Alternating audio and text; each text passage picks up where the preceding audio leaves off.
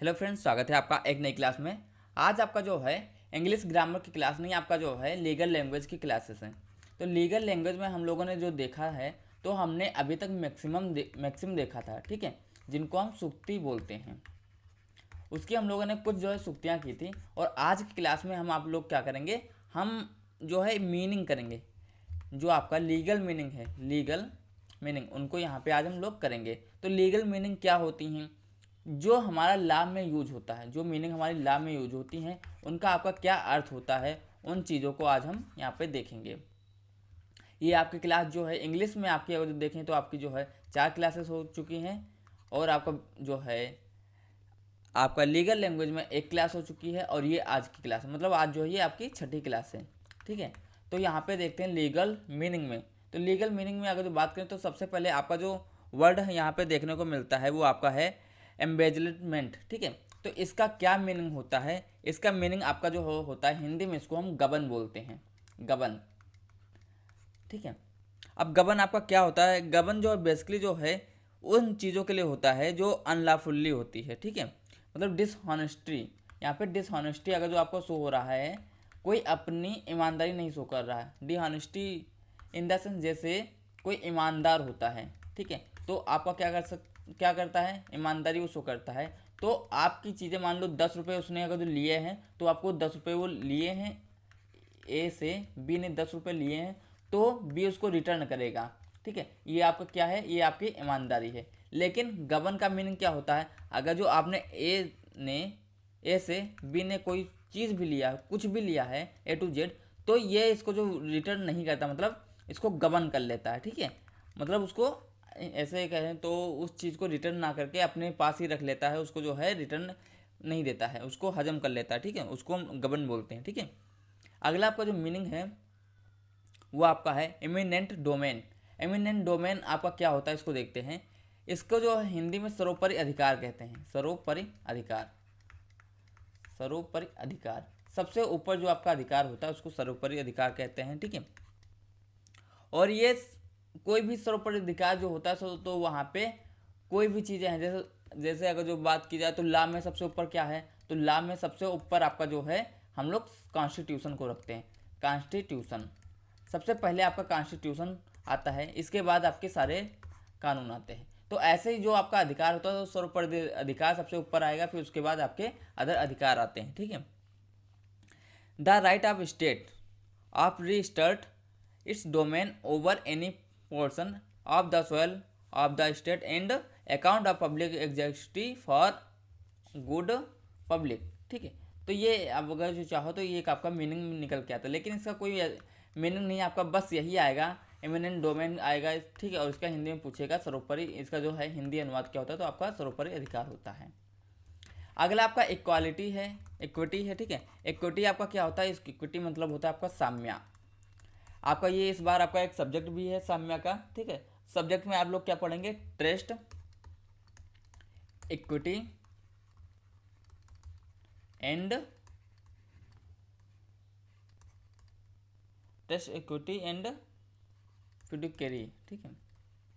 ये आपका यहाँ पे एक सब्जेक्ट है, तो यहाँ पे इसको आप अच्छे से पढ़ो। इक्विटी, ट्रस्ट, हाँ इक्विटी, साम्या, साम्या की व्यवस्था के लिए इसको हम लोग देखते हैं, मतलब that which is fair and right, जो सही और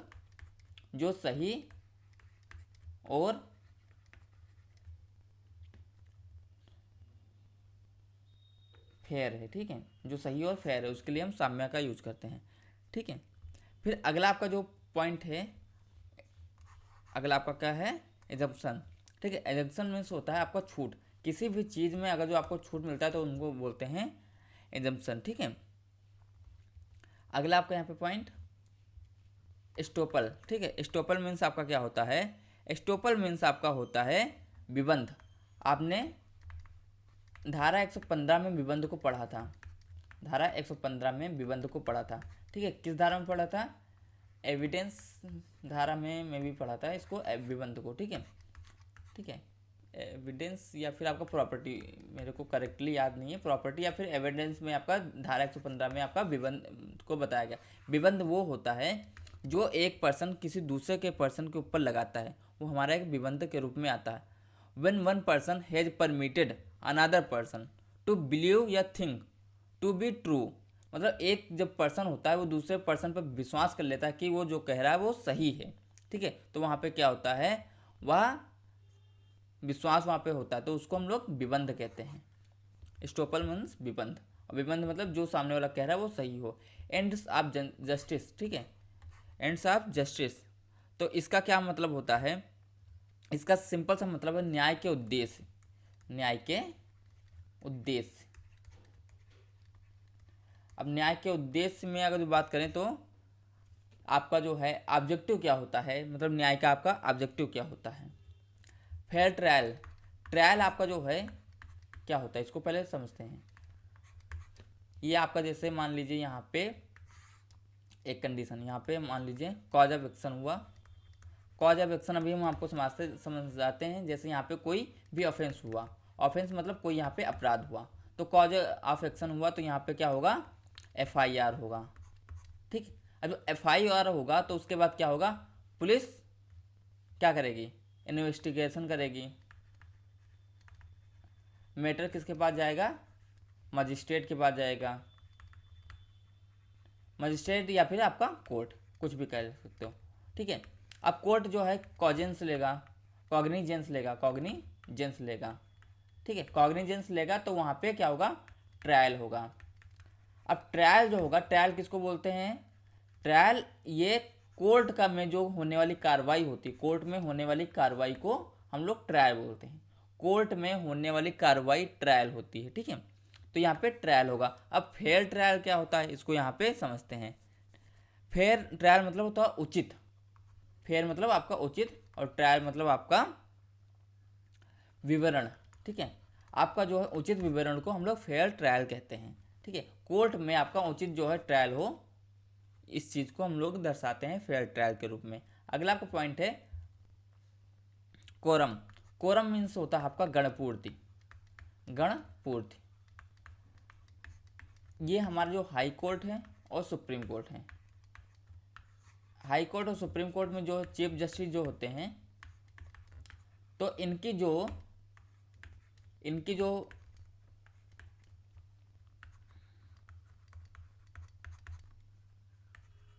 इनका जो चुनाव होता है कि चीफ जस्टिस कौन बनेगा, ठीक है, तो हम लोग जो है कोरम की जो है मदद से उस चीज़ को हम लोग करते हैं। कोरम आपका गणपूर्ति होता है, और यही आपको बस समझना है कि गणपूर्ति, और आपका हाई कोर्ट और सुप्रीम कोर्ट के जो चीफ जस्टिस का चुनाव होता है वो हम लोग कोरम की मदद से करते हैं। कोरम एक तरह का आपका जो है गणना के लिए होता है, ठीक है। अगला आपका पॉइंट है कोवारंटो, ठीक है, कोवारंटो आपका क्या होता है इसको देखते हैं। अधिकार प्रेक्षा इसको हम बोलते हैं, अधिकार प्रेक्षा, अधिकार प्रेक्षा, अधिकार प्रेक्षा की अगर तो बात करें, ठीक है, तो अधिकार प्रेक्षा में हम लोग जो है क्या चीज़ देखते हैं, बस इसको कोई भी वारंट के लिए जो यहाँ पे हम लोग एलिजिबल अगर जो होते हैं तो वहाँ पे अधिकार प्रेक्षा के रूप में उसको हम लोग देखते हैं। अगला फिर आपका रेमेडी, और जो हम लोग कभी आप तो अभी अगर तो बात की जाए तो सिंपल सी चीज़ अगर तो बोली जाए तो लिमिटेशन एक्ट हम लोगों ने नहीं पढ़ा, हम लोगों इन द सेंस कि कानपुर यूनिवर्सिटी में लिमिटेशन एक्ट नहीं पढ़ा। और रेमेडी जो है, लिमिटेशन एक्ट किसके ऊपर डिपेंड है, लिमिटेशन एक्ट आपका राइट्स और रेमेडी पर डिपेंड होता है। तो रेमेडी क्या होता है इसको हम लोग पढ़ते हैं। रेमेडी जो है सिंपल सा चीज़ अगर जो देखें तो आपका प्रतितोष को इसको हिंदी में प्रतितोष कहते हैं। कभी कभी हमारे पास जो है राइट्स जो है समाप्त हो जाते हैं लेकिन रेमेडी होती हैं, और कभी कभी रेमेडी नहीं होती हैं लेकिन राइट्स होते हैं, ठीक है। तो या जो है representation of satisfaction of compression for a रंग सब स्टैंड के लिए होता है, ठीक है। तो रेमेडी का मतलब बस आप सिंपल सा प्रतितोष याद रखना है, ठीक है, प्रतितोष। और ये आपका लिमिटेशन एक्ट में बहुत ही इंपॉर्टेंट आपका मतलब कह सकते हो कि रेमेडी लिमिटेशन एक्ट का बहुत ही अहम एक हिस्सा है। फिर हम आते हैं रिमांड। रिमांड आपका क्या होता है, रिमांड को रिमांड ही कहते हैं या फिर हम जो है प्रेषण भी इसको कहते हैं, अब रिमांड हमारी दो तरह से होती हैं, एक आपकी पुलिस रिमांड होती है, एक आपका न्यायिक मतलब जो है कोर्ट रिमांड होती है। ठीक है, रिमांड मतलब किसी के अंदर हमको रहना, किसी के अंतर्गत हमको रहना। ठीक है, अब पुलिस रिमांड में अगर जो कोई व्यक्ति जाता है, किसी पर्सन को पुलिस रिमांड में रखा जा सकता है और कोर्ट रिमांड में, दोनों जगह। लेकिन कोर्ट जब आदेश करता है कि कहाँ पर उसको रखना है, तो जब पुलिस लेके जाती है तो उसको पहले आपको पुलिस रिमांड में रखती है, फिर उसके बाद जो है कोर्ट रिमांड वो चला जाता है। ठीक है, तो रिमांड का आपका अर्थ जो होता है प्रतिप्रेषण होता है। अगला आपका पॉइंट है प्रोविजो। प्रोविजो मतलब जो है, अगर जो बेयर एक्ट पढ़ते हैं तो बेयर एक्ट या फिर जो है आपका कोई बुक पढ़ते हैं तो यहाँ पे परंतुक दिया होता है। परंतुक मतलब ये आपका नियम तो सही है, लेकिन परंतु मतलब जैसे बोला गया कि 1 + 1 = 2 होता है, फिर उसके बाद हमारा आ जाता है परंतु। परंतु में हमारी कोई एक अदर स्टेटमेंट दी होती है तो उसको हम परंतुक बोलते हैं। ठीक है, प्रोविजो का मतलब होता है, प्रोविजो का मतलब परंतुक। ठीक, अगला आपका पॉइंट क्वासी जुडिशल। ठीक है, तो इसका मतलब होता है न्यायिक कल्प। न्यायिक कल्प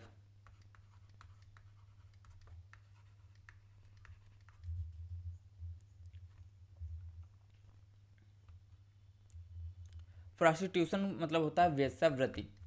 प्रोस्टिट्यूशन मतलब होता है वेश्यावृत्ति, मतलब जो देह व्यापार करते हैं उनको हम लोग वेश्यावृत्ति बोलते हैं। ठीक है, अब यहाँ पे आपका जो है कानून में जो चीज़ें आई हैं, तो किसी महिला को आप जो है ऐसे, जैसे हम लोग किसी को बोलते हैं ये गर्ल है, ठीक है, तो वहाँ पे गर्ल नहीं बोला जाएगा, अब वहाँ पे सीधे हम लोग जो है ओमेन बोलते हैं।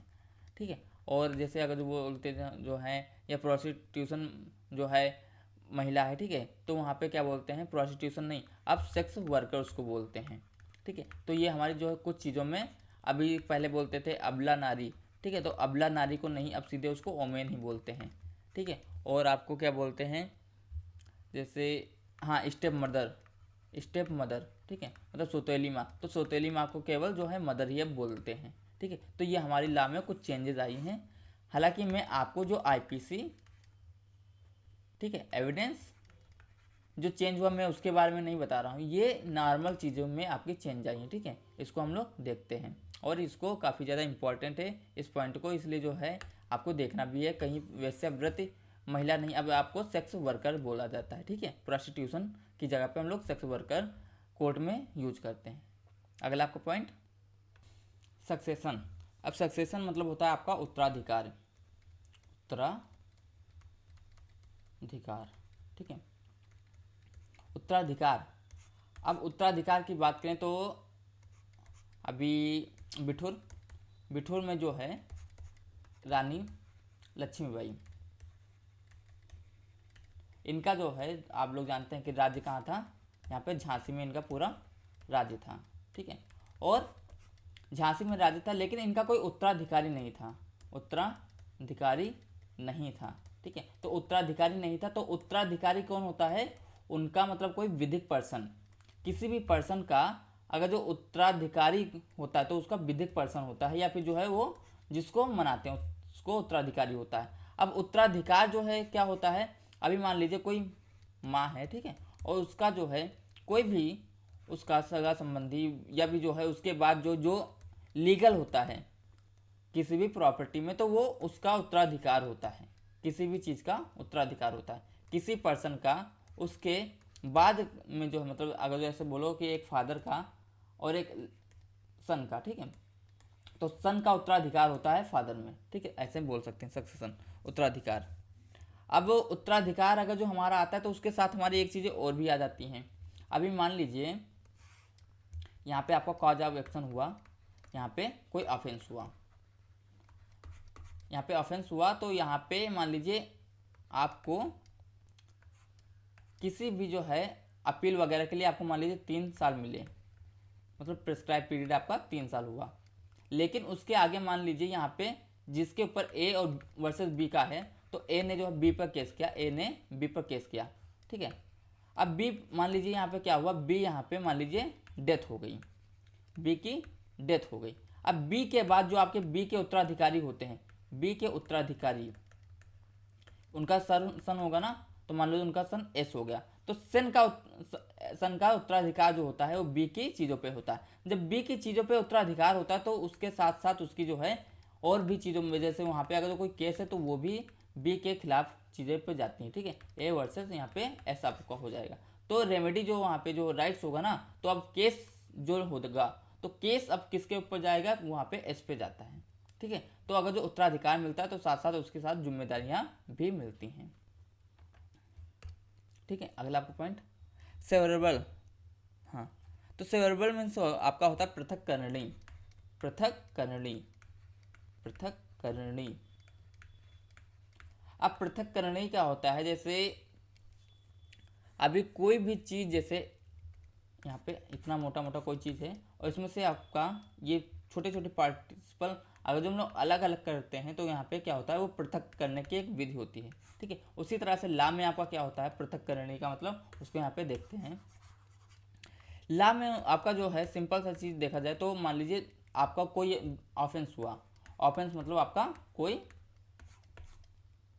अपराध हुआ, ठीक है। और वहाँ पे दो अपराध आपके दो टाइप के होते हैं, एक आपके संज्ञेय अपराध, एक आपके असंज्ञेय अपराध, ठीक है। कॉग्निजेबल और नॉन कॉग्निजेबल। तो यहाँ पे मान लो दो साथ साथ अपराध हुए, तो साथ साथ अपराध हुए, तो अगर जो इन अपराधों को अलग अलग करना है तो उस पर क्या होगा, तो वहाँ पे सेवरेबल का हम लोग यूज करते हैं, पृथक करने का यूज करते हैं। अगला आपका है सॉवरेन मतलब संप्रभुता, प्रभुत्व संपन्न, प्रभुत्व संपन्न, संपन्न। जैसे कोई एक पर्सन है, यह अगर जो अपनी सारी चीज़ों पे जो है अधिकार रखता है, अब सारी चीज़ों पे अधिकार रखता है, तो यह क्या है, यह आपका प्रभुत्व संपन्न है। जैसे इंडिया है, इंडिया या भारत, ठीक। तो ये प्रभुत्व संपन्न है क्योंकि या किसी पे डिपेंड नहीं है, या सारी चीज़ों पे अपना अधिकार स्वयं का रखता है, ठीक है। तो ये आपका प्रभुत्व संपन्न है। अब सूट मतलब होता है आपका वाद, सूट फाइल करना मतलब वाद फाइल करना, और वाद फाइल करने की जो लिमिट होती है, वाद फाइल करने की लिमिट वो लिमिटेशन एक्ट में दी गई है, लिमिटेशन एक्ट। अब लिमिटेशन एक्ट में ज़्यादातर आपको मोस्टली जो है 3 वर्ष दिया गया किसी भी वाद को फाइल करने के लिए, लेकिन वो शेड्यूल 1 के अकॉर्डिंग उसको चेंज होता रहता है। तो वहाँ पे 6 महीना, 3 महीना से लेकर 12 साल तक जो है वहाँ पे लिमिटेशन एक्ट वहाँ पे आगे बढ़ा हुआ है। तो वहाँ पे टेबल पर डिपेंड करता है कि आपको वाद किस तरह का है, तो वैसे ही आपको लिमिटेशन एक्ट में टाइम भी आपको मिलता है, ठीक है। आपका टेंजिबल है, टेंजिबल मीन्स आपका मूर्त होता है, मूर्त होता है। और मूर्त क्या है, मूर्त यहाँ पे हम लोगों ने कहाँ पढ़ा था, एविडेंस, एविडेंस में प्रॉपर्टी लॉ में, मूर्त को हमने प्रॉपर्टी लॉ में पढ़ा था, प्रॉपर्टी लॉ में। अब मूर्त क्या होती है, मूर्ति आपका एक विधिक पर्सन होता है, ठीक है। तो इसको मूर्ति बोलते हैं। अगला आपका टेनेंट, तो टेनेंट का मतलब होता है आपका किराएदार, किराएदार। टेन्योर, टेन्योर मतलब होता है आपका अवधि, ठीक, अवधि। जोन, जोन मीन्स होता है आपका इलाका, इलाका कह सकते हो, पट्टी कह सकते हो, ठीक है, या परिक्षेत्र कह सकते हो, परिक्षेत्र इसका बेस्ट पार्ट है, परिक्षेत्र। विल, विल मीन्स क्या होता है आपका इच्छा या फिर वसीयत। इसको हम लोगों ने कहाँ पे पढ़ा था, हिंदू लॉ, मुस्लिम लॉ,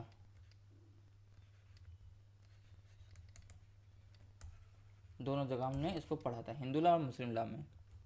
वारंटी, वारंटी मतलब क्या होता है, जो वारंटी जिसके खिलाफ जो है वारंट निकलता है उसको हम लोग वारंटी बोलते हैं, वो पर्सन जिसके खिलाफ वारंट निकलता है उसको हम लोग वारंटी बोलते हैं, ठीक है। अब आपका जो है यहाँ पे वेव, तो वेव मीन्स होता है आपका अधितेजन करना, अधितेजन करना, अति तेज मतलब जो है उसको ग्रहण कर लेना, ठीक है। वारंट, वारंट आप लोग जानते हैं, वारंट का मीनिंग वारंट ही रहता है।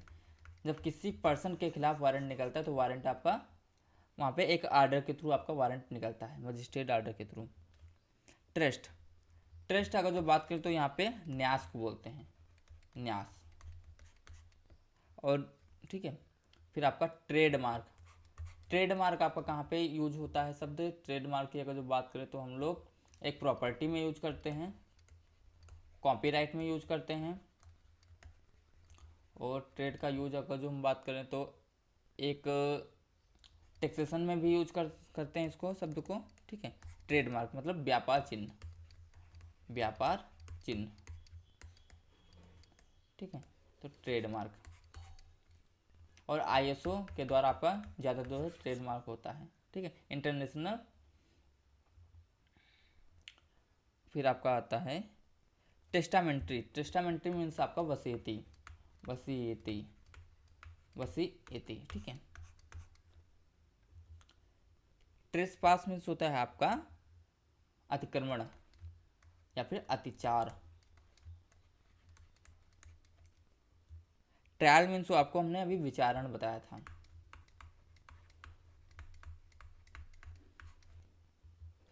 वैकेट मीन्स होता है खाली करना,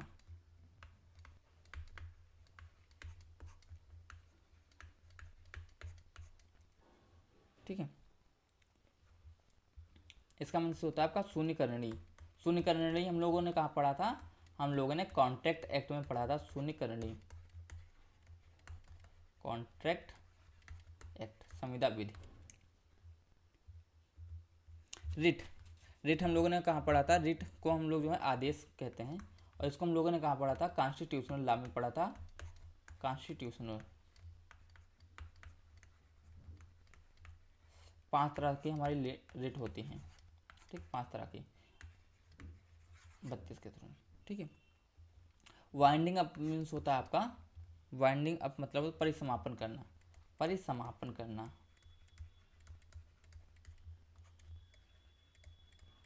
ठीक है। अब इसको समझिए, वाइंडिंग अप आपका जैसे मान लीजिए एक आपका कंपनी है ABC ग्रुप, ठीक है। ABC ग्रुप नाम की आपकी एक कंपनी है, प्राइवेट लिमिटेड कंपनी, ठीक है, ये आपकी कंपनी है। अब मान लीजिए इस कंपनी ने जो है क्या हुआ, यहाँ पे 2-3 कंडीशन है, हम सब आपको बताते हैं। जैसे इस कंपनी का आपका कोई लॉस हो गया, अब कुछ लॉस हो गया तो इस कंपनी को जो अमाउंट इधर देना था, मान लीजिए AZ को कोई अमाउंट देना था, कोई अमाउंट देना था, ठीक है। अब यहाँ पे इसका लॉस हो गया तो कंपनी ये बंद हो गई, ठीक है। जब कंपनी ये बंद हो गई तो क्या होता है, जब कंपनी कोई बंद हो जाती है या बंद करना होता है या फिर उसका मैटर जब कोर्ट में चला जाता है, ठीक है, ठीक है, तो उसको हम लोग कहते हैं वाइंडिंग अप, कंपनी को बंद हो जाना, ठीक है, मतलब बुरिया बिस्तरा उसको उठा लेना, तो वाइंडिंग अप होता है। जब वाइंडिंग अप होता है तो कोई भी पर्सन उस कंपनी पे केस नहीं कर सकता है, और वो कंपनी किसी भी पर्सन पे केस नहीं कर सकती है, ठीक है। जब कंपनी बंद हो जाती है, उसका जो है बुरिया बिस्तरा बंद जाता है, तो हम लोग उसको वाइंडिंग अप लीगल लैंग्वेज में कहते हैं, ठीक है। वाइंडिंग अप मतलब उसका जो है समापन हो गया, समापन करना, किसी कंपनी का समापन करना। सम्मन से आपका जो है अगर जो बात करें तो इसको हम लोग सीधे सम्मन ही बोलते हैं।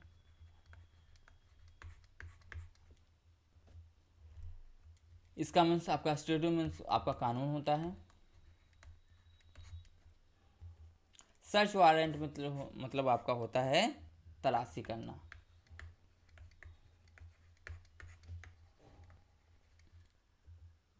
रिविजन्स मीन्स आपका होता है पुनरीक्षण।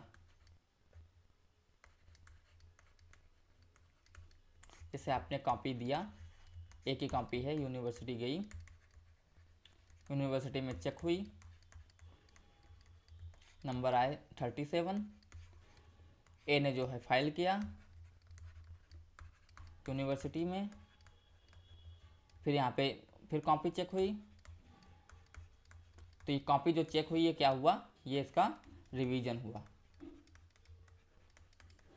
बस पुनरीक्षण हुआ। ठीक है। बार, बार आपका क्या होता है, बेंच और बार। बार मीन्स होता है आपका वकीलों का, बैरिस्टरों का समूह। ठीक है।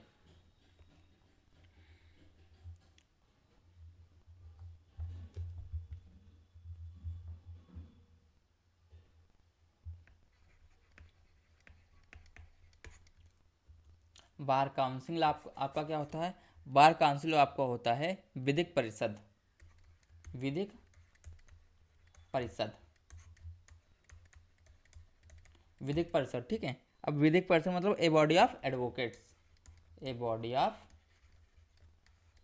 एडवोकेट्स।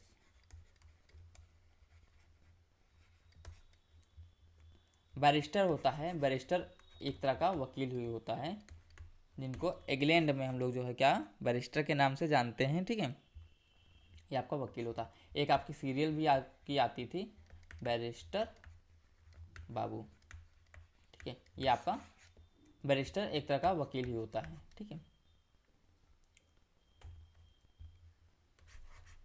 बेलिगेंट राइट मतलब आपका होता है युद्धमान अधिकार, युद्धमान अधिकार। बेंच मतलब होता है आपका न्यायपीठ, न्यायपीठ मतलब जो है जजों का समूह। मतलब जो जैसे अभी एक केस गया ए बी सी नामक कोई केस गया, तो यहाँ पे केस को मान लो ए पर्सन ने भी केस किया, मतलब जो है निपटाया क्या, बी ने भी, सी ने। तीन लोगों का जो है जज थे, उनका जो समूह था, तो हम लोग क्या बोलते हैं, इस बेंच ने। ठीक है। तो मतलब जो किसी केस में या फिर जो है किसी चीज़ में एक जज का है या फिर जो है न्यायमूर्ति का जो समूह होता है, उसको हम लोग एक बेंच कहते हैं, जो एक केस में हम लोग देखने को मिलता है। कैबिनेट, कैबिनेट मीन्स होता है आपका मंत्रिमंडल।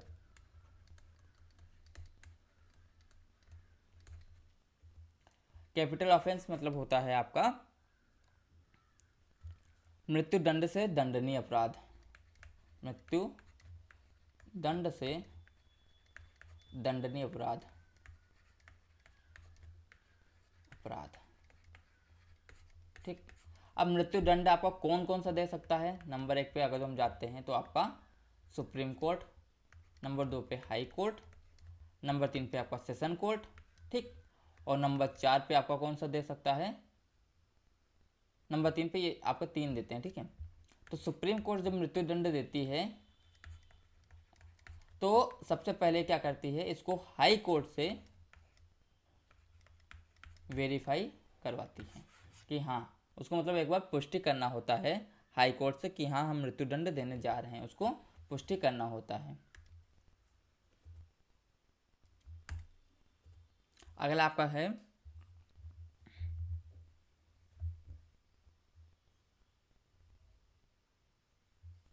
एडप्शन। एडप्शन मीन्स होता है आपका अपहरण, अपहरण। ठीक। Bed in law, bed in law means आपका होता है डूबते ऋण। ठीक है। मतलब बेड इन लॉ मतलब विधिक दृष्टि से दोषपूर्ण, कानून की दृष्टि से दोषपूर्ण, विधिक दृष्टि से दोषपूर्ण,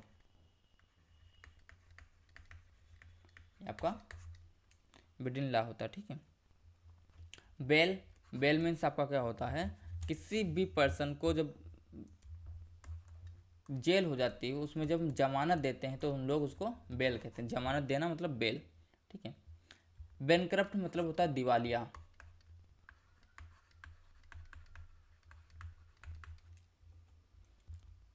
बेगमी मतलब आपका होगा दुर्विवाह, मतलब दो विवाह। बिल ऑफ एक्सचेंज मतलब होता है बिल ऑफ एक्सचेंज विनिमय पत्र,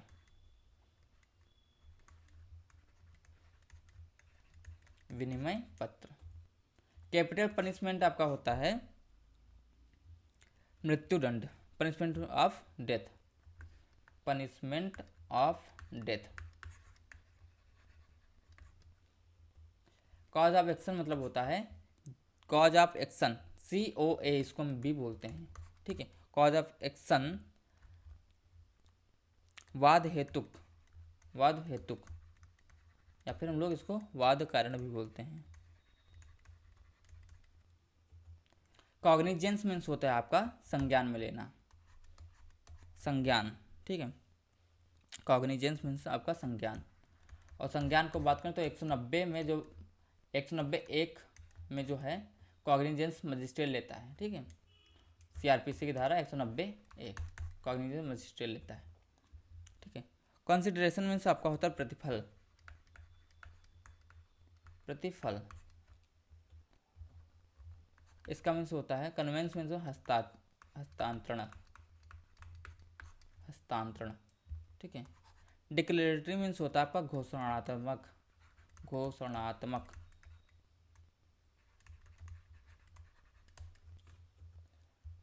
कन्फेक्शन मीन्स होता है आपका स्वीकृति या फिर इकबाल करना, इकबाल करना, या फिर संस्वीकृति, संस्वीकृति।